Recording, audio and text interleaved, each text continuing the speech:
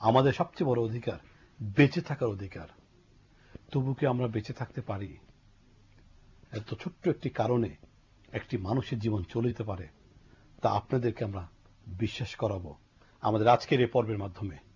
আসুন চলুন দেখি কি নৃশংসভাবে, কি নির্মমভাবে হত্যা হয়েছিল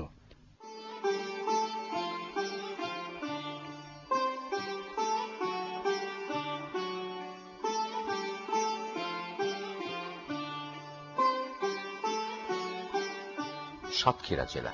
বাংলাদেশের দক্ষিণ সীমান্তবর্তী এই জনপদে ছুটে চলেছে এটিএন বাংলা দুর্বার ঈগল টিম।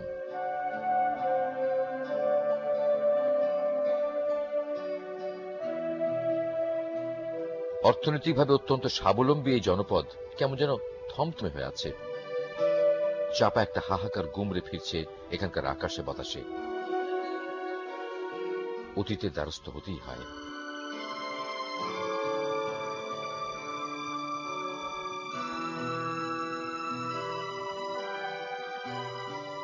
আওয়ামী লীগ সরকারের গৃহীত বেশ কয়েকটি পদক্ষেপের মধ্যে ছিল ভূমিহীন কৃষকদেরকে জমি হস্তান্তর কর্মসূচি। কৃষি প্রধান এই দেশের প্রেক্ষাপটে এটি নিঃসন্দেহে একটি অত্যন্ত জরুরি পদক্ষেপ। ভূমিহীন একদল কৃষক অন্যের জমিতে বছরের পর বছর শ্রম দিয়ে হয়ে পড়ছে নিঃস্ব। অনেক ক্ষেত্রে শ্রমের প্রকৃত মজুরিও মিলছে না তাদের ভাগ্যে। এদিকে আরেক দল মানুষ একের পর এক জমির মালিক হয়ে ফুলে ফেঁপে উঠছে। এদের মধ্যে অনেকেই আবার জমির মালিকানা পাচ্ছে অবৈধ দখলদারিত্বের জোরে।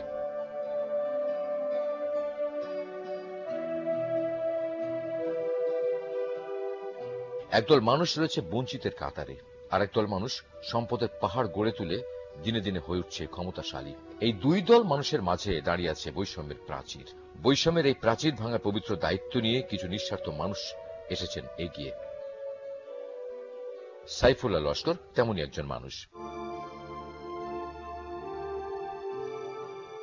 ভূমিহীন কৃষকের হাতে জমি তুলে দেবার পবিত্র মন্ত্র ছিল যার হৃদয়ে। তিনি ছিলেন সত্যকণ্ঠ। পুঁজিবাদী সমাজকে ভেঙে বৈষম্যহীন সমাজ গড়ার দীক্ষা ছিল প্রাণে। আর এই কারণেই সাতক্ষীরা জেলায় গড়ে তোলেন ভূমিহীন কৃষক সমিতি।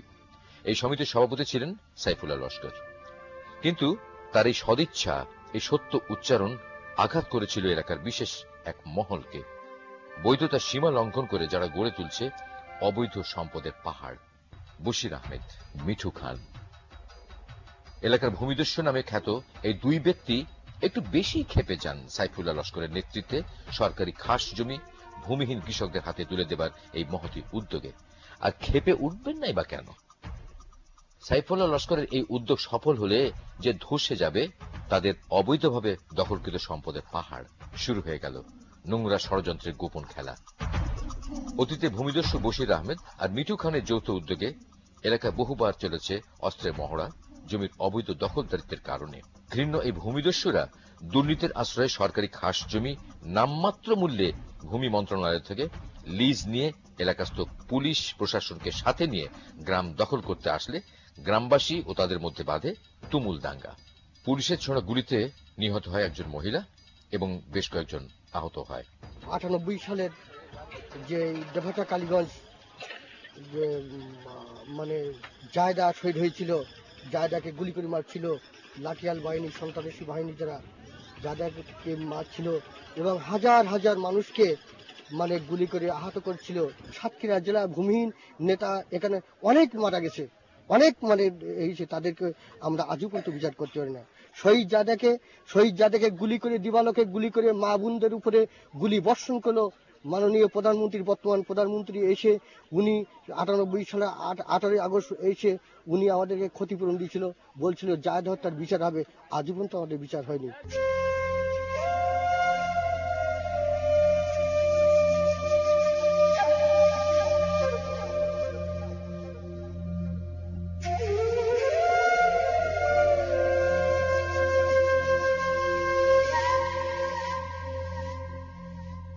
এই ঘটনায় আরো সোচ্চার হয় সাতক্ষীরা ভূমিহীন কৃষক সমিতি। সাইফুল্লাহ লস্কর যেন তৎপর হয়ে ওঠেন তার জন্মস্থানকে এইসব তথাকথিত ভূমিদস্যুদের কবল থেকে মুক্ত করতে। আমরা আজকে সাইফুল্লাহ লস্করের এই রিপোর্ট করতে এসে শুনেছি যে আপনাদের এই ভূমিহীনদের ভূমি পাইয়ে দেওয়ার জন্যই একটা কারণ হচ্ছে তার এই মৃত্যু। এটা আসলে কতটুকু সত্য? এটা বাস্তব। উনি যে যার অবদান আমরা এটা বলতে পারবো না তার অবদান। এই ভূমিদস্যুরা ষড়যন্ত্র করে যেই সাতক্ষীরায় যে হাজার হাজার বিঘে জমি আছে, এই জমি যেন ভূমি না নিতে পারে, এবং তার যদি মেরে দেওয়া হয় তো এই সাতক্ষীরা জেলায় এই ভূমিহীন আন্দোলন আর থাকবে না। এই হিসেবে তাকে মারা হয়েছে। আমরা আশঙ্কা আছি আমাদের প্রিয় নেতাকে মেরেছে, এবং আমাদেরকেও মারার জন্য এখন একটা ছাক লাইন তারা করেছে। যদি এই বিচার যদি না হয়, আমাদের এই সাতক্ষীরা জেলায় যত খাস জমি আছে এই ভূমি দস্যুদের কবলে চলে যাবে। তা আগামীতে এই এলাকায় কোনো মানুষ কোনো ভূমিহীনদের পক্ষে কথা বলার কেউ সাহস পাবে না। আমরা ইতিমধ্যে আমার নামে কয়েকটা মামলা দিয়েছে, অস্ত্র মামলা দিয়েছে। যখন এই আন্দোলন করতে যাই তখন বিভিন্ন দিক থেকে টেলিফোন আসে, এই ওহাব আলী সর্দার, তোমার কিন্তু ওখান থেকে তোমার অ্যারেস্ট করবে, ওখানে র্যাব অ্যারেস্ট করবে, ওখানে এই করবে।